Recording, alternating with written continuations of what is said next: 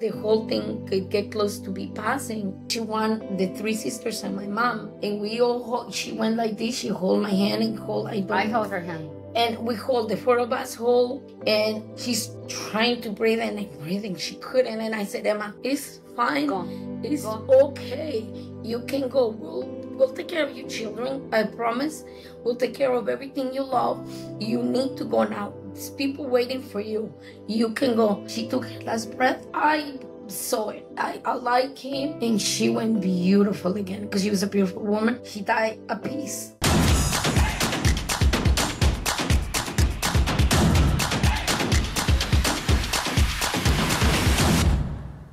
Welcome to one more episode of Pinky J Podcast. Today I have my Zumba family, Mirna and Vivian. They're going to be talking about the loss of their sister, the grief, how she passed away. I have two sisters and I can't imagine losing any of them, especially to cancer. So thank you so much, Mirna and Vivian. You're welcome. For joining us. I think this episode is going to be a tough one to talk about because it's never easy to talk about a loss and someone that's so close to you. But I think it will help people understand, if you did lose a sister or a parent or someone super close to you, a friend, their story and what they did to help them get out of that grievance and how they grieved and how long it took. Everyone grieves very different. Mirna grieved one way. Vivian took a little longer, but it's two different personalities. Who was Emma? For me, Emma was my best friend, my co-worker, my therapist, because every time I had a problem, I would go with her. She will solve all my problems, and she will give me so much advice. She was a very, very wise woman, and it took me a long time to get better after her. It's not that I forgot about her, but I learned to live without her, but still, to the day, there's songs that remind me of her, and I get very, very sad that she's not here. But I did spend so much time with her before she left us. Who's Emma to you? We were best friends. It was four of us, and we have a little sister. She was our baby. But the three of us, which was Emma, Vivian, and I, we were always together. We did everything together. We got punished together, but we love each other. We used to say the Three Musketeers. She was actually a mom to all our kids, too, because she loved our kids. Having a relationship with your siblings that close, not everyone can say that they do because siblings fight, they don't get along, and it's always nice to have that relationship with your, especially sisters. Sisters like to be your best friends, right? So it's just so beautiful you guys were able to have that relationship and there is no hatred. Obviously, you fought. Yeah, I was say that. Oh my God, yes. There were fights, big fights. But at the end of the day, you guys loved each other no matter what. You guys got through it, right? Yeah, we even fist fight, not me, but them two. Yes. I will have to get a hose and coach Vivian. And it was something very dumb. I would wear her shirt without her permission or her shoes. And she will see me with stuff and, why are you wearing my clothes? You didn't even ask me for it. I'm like, oops, sorry. And then we will not talk for weeks because I wore her shoes or her shirt. Unfortunately, she passed away very young. She was 41. She was very sick. She would go to the bathroom and she was just not feeling well. And one day she started, instead of pooping, whatever you poop, she started getting blood and she got very scared. She was in a lot of pain. Her belly was very swollen. But it all started with her divorce. Because she was a very happy person. She was a very healthy person. And just the divorce got her so sad that, I don't know if that created the cancer in her body or woke up those cells. But the doctors could not understand what they found in her. That's insane how you're healthy. Super healthy. Yeah, she would not eat hamburgers, hot dogs, none of everything. Everything she ate was organic. She walked, she played tennis. She was very active. Very active. Very active. Mm-hmm. And it's so sad because we don't know what tomorrow brings. We could be the healthiest and somehow our body produces something bad and we get these diseases. Like you said, after the divorce, that's when everything started to play in. Mm-hmm. Maybe stress, the depression, sadness. The doctor said sadness. She was so sad because she loved this guy so much. And then after the divorce and whatever happened, we're not going to get into detail because he was bad, but made her very, very, very sad. She fell so in love with this man. I don't know. I don't believe in witchcraft, but I said he was such an ugly man inside and outside that I believe that maybe he put a voodoo or whatever because, I mean, it happened. It happens. It switched completely. Yeah, it's it's like like she met this guy. it's not. I don't comprehend. First, how did she find out? And how long did she have the cancer? I have a little. like 6 years Yeah. with her. She was diagnosed when she was like 38. 38. Yeah. I took her to my doctor because the next On a day, Wednesday, Friday was for surgery. yeah, the next day he called, Emma, we need to do this. What was her diagnosis? Diagnosed with colon cancer stage Stage 4. four. So Wow. it was very advanced. And the Dr. Lastic is a specialist gastroenterologist. He said usually 60-year-old men 7-year-old. get this. Not, she's 38. Damn. They didn't understand. It's not genetic, and it must be all the stress. This is when she's getting better. She's getting off being sad. She's getting I know, happy. she was so happy. She starts traveling, going to Europe, going here, going there, and enjoying enjoying life. And this is when it happens. Everyone asked that question. Why? Why? I truly believe It you was. know, that was her destiny. Mhm. Unfortunately, And she was fought touched. and she fought because she says, no, it's not fair. Because when I see my kids grow up, but unfortunately didn't happen. She knew she left them in good hands because she had such a good family behind her, with your mom, your brothers, and especially the sisters. Like she knew, like, we're gonna care for my kids like, and give them like the she love. would. She got the first surgery and then she was okay, or was it just like chemos and? Oh my God, lots of chemos. lot of Every chemo. 2 weeks she was having her chemo. She lost all her hair and she will wear her wig.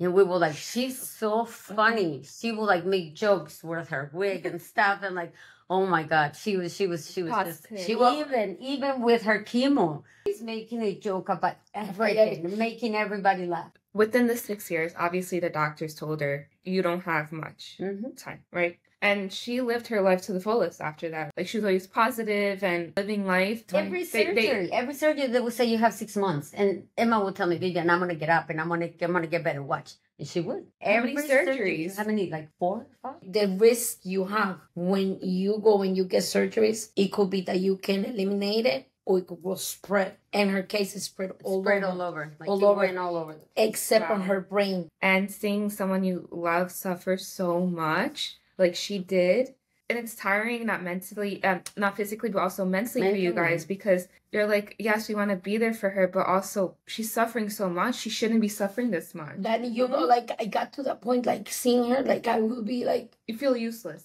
I feel like, what am I doing? I'm not nothing. We could do for her. We wanted to help her and do something for her, but and we used to get out of the room and just cry. The last chemo was that got her so sick. Because remember, Dr. Toomey came in and because she just threw up everything that they gave her. Emma, no more chemo for you because the chemo is not doing anything but killing everything. Killing everything good that you have in your body is killing.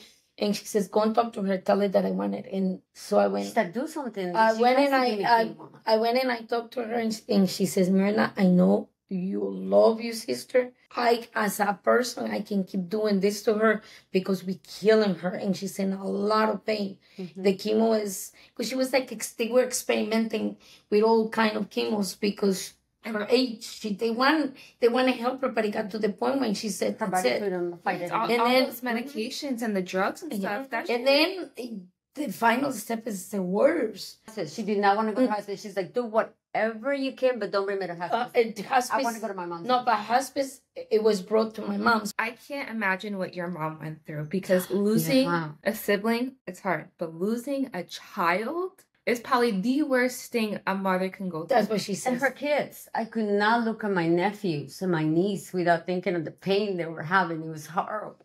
She passed away on June 25th, 2010. You have two different people, right? Myrna kind of accepted it in a way, and she knew she was suffering. She had to let her go. Vivian was more of, I know she's suffering. I don't want to let her go because she's my sister. You're in denial. The morphine, which if you wouldn't go into the mouth. Like every 20 minutes. It had to be in a swab that is swabbing you, apply it in your skin, and then it will go in. She wanted everybody to come here. So one by one, the nephews, my mom, everybody, she stayed a long time with my mom, my poor mother. She couldn't barely talk about it. She stayed with my mom for a long time. She was giving her instructions. I said to my mom, bring a book and write everything. But she was giving specific instructions. for After 2 years, you're going to do this. The whole thing could get close to be passing. She won the three sisters and my mom. And we all, she went like this. She hold my hand and I held her hand. And we hold, the four of us hold. And she's trying to breathe and I'm breathing. She couldn't. And I said, Emma, it's fine. It's okay. You can go. We'll take care of your children. I promise. We'll take care of everything you love. You need to go now. There's people waiting for you. You can go. She took her last breath. I saw it. I like him. And she went beautiful again because she was a beautiful woman. She died a piece. The grieving process. I want to get into this because everyone grieves very different. Mm-hmm. And losing someone that close to you, you don't know. Like, it's just... You don't know what to do. So, exactly, you don't know what to do. Mm-mm. So what's next? To me, it was very difficult because she left me everything in charge. I was in charge of everything, like the financial, the house and everything. So I was personally have a lot of problems in my marriage. So it was too much. I thought I found myself crying all the time. And I used to call my mom and says, I can't do this anymore. It's just too much for me. But I had to do it. So you had to stay strong. I had to stay strong. That made me very strong. And thank God, everything. I sat and I found ways to resolve all the issues with money and everything. But I did Reiki. I knew about Zumba, but let me see a live class. And I go, oh, I can do this. It's easy. And after I finish, I'm like, oh my God, I'm feeling okay. My spirit is feeling okay. Because I know Zumba helped you guys a lot, both of you. Obviously, they're Zumba instructors. I feel like half of the guests I have on this podcast is from Zumba. But, you know, Zumba, like, changed a lot of people's lives. So I want to know, how was your grieving? Because I know you were... I was very, very depressed. I guess I was selfish and I was so depressed and I wouldn't shower. I wouldn't cook. I wouldn't do anything, but I have an amazing family and my husband was always close to me. He was always super nice. My kids were amazing and I didn't go for therapy. I didn't go for anything. I just did it by myself. Like little by little, I had to learn how to live without her. Like I don't forget about her. Every day I remember her. Every day I think of her. But I learned that she's not here. But she's in my heart. You have to not move on, but like start living learn how to live your life because you're still alive. Yes, I did get Reiki 2 times today. She came and I cried so much after that because of the things that she told me. It was like, oh my, you knew she was amazing things that she was with me. And like Mirna said, Zumba was like my therapy. That was the only therapy I took. And to this day, this is it. And I met a lot of nice people through Zumba and not so nice people. But that's everywhere. Not so nice. She had to say that. I'm sorry, I had to say it. But I just cried and cried and cried. And Mirna used to tell me, you can stop crying. And I'm like, but I have something here. I used to get hurt. My heart was hurting me. Yeah. And if I didn't cry, the pain wouldn't go away. I felt like my heart was gonna explode. I used to be so mean. I used to be mean and I said, stop. I guess she thought that being like tough. I didn't know what else to do. Because I will, okay, cry. She will cry more. Okay, this is not working. I'm like, stop being so fucking selfish. Let her go. She needs to rest. That's exactly what she used to do. I said, stop it. I'm like, what do you want me to do? I'm crying. I can't stop. You couldn't. I couldn't, nothing. You didn't know how to deal with it. No. Crazy. My mother, Jesus, she didn't celebrate Mother's Day until 2 years ago. Yeah. Wow. What? Yeah. They don't want to celebrate it. I get you, but I can celebrate Mother's Day because the other kids, they don't have a mother. I go, they are okay because they have you. Mm-hmm. They have me and they have you. But she probably didn't know how to. Also, like me, we don't know exactly. how to. Well, my mom, she's also the older generation. Yeah. So their mentality is very different. Very different. So to them, this is how I'm gonna grieve. Mm-hmm. And that's how she and took it. I respect it, but up to a point. Right. Obviously, you guys got into Zumba, obviously. Zumba. Mm-hmm. Which I found it. I bring her, and what does she do? It. She hated it, and she yells at me in the middle of because she's not a saint. She said, I don't like it. I'm an angel. And she left. But guess what? Now she cannot live without Zumba. Even her thing on her phone says Zumba. And she teaches like 20 classes. Exactly. All the formats. And now it's like... I'm here, and I guess Zumba is my therapy. And seriously, that hour that I'm teaching, I forget about everything, and it's my therapy. Yeah, you my smile. therapy. That's my Emma. That's why it's just so close to your heart, Zumba. And you laugh and you dance and you act stupid and yeah, because I didn't know what to do when she left me. I'm like, oh my God. What you have to do is keep going, because whatever she is, she could be next to me. She will be proud of us. she's probably here right now. Yeah, she's proud of us. She's proud of us and that was my job, because she told me, you have to keep. You got out of the funk. Yes, I changed a lot.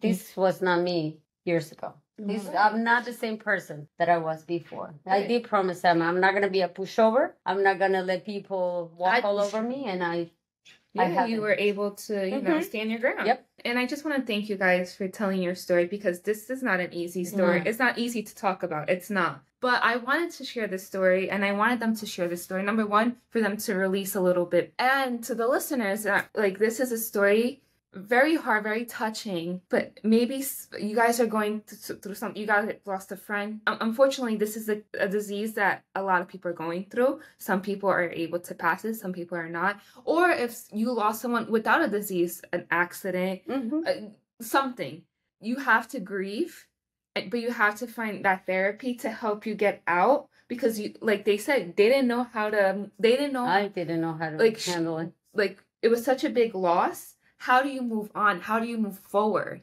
And this is their story. Yeah. And it's okay to cry, guys. It's okay to cry. It's okay to cry, but don't linger in it. I still cry. So. You can cry, but don't make your life just about crying. You need to move on, because the people that are gone, they're okay. No, we're really good friends. Yeah. Thank you for having us. People Thank you for letting me talk. Thank you for letting me cry. Some people don't understand the relationship because she's so young. But we do get along. They're like she's like my Zumba mom and my Zumba tia, but now all of a sudden they changed to child. I don't know how that happened, and I'm grateful to have met them, and we became very close with Zumba, and we had our ups and downs. Oh, of course. Who doesn't? As friends, Yeah, we tell each other. She tells me off, and I'm like, oh yeah, we tell each other. We fight. We have no problem with that, but I think that's what friendship should be like. Fuck you. Yeah. And then we move on. Okay, yeah, we're like, let's go have dinner.